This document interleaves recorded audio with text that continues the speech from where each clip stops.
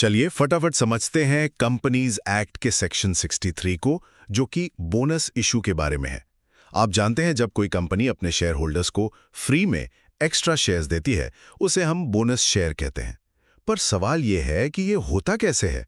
यहीं पर आता है सेक्शन 63, जो ये पक्का करता है कि पूरी प्रोसेस फेयर और ट्रांसपेरेंट हो। तो आइए इसकी 3 सबसे जरूरी बातें जानते हैं। पहली बात, बोनस शेयर के लिए पैसा आता कहां से है। इसके 3 मेन सोर्स हैं। एक तो है कंपनी के फ्री रिजर्व्स, दूसरा है सिक्योरिटीज प्रीमियम अकाउंट और तीसरा है कैपिटल रिडेम्पशन रिजर्व। लेकिन एक चीज याद रखिएगा, रीवैल्यूएशन रिजर्व को इसके लिए यूज नहीं कर सकते। क्यों? क्योंकि ये कोई असली कमाया हुआ कैश प्रॉफिट नहीं है। दूसरी बात, बोनस इशू जारी करने की शर्तें क्या हैं। देखिए, सबसे पहले तो कंपनी के आर्टिकल्स ऑफ एसोसिएशन में इसकी परमिशन होनी चाहिए।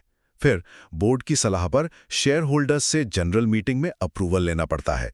और हाँ, यह भी जरूरी है कि कंपनी ने अपने किसी भी पेमेंट, जैसे कि डिबेंचर या पीएफ के ड्यूज में कोई डिफॉल्ट न किया हो।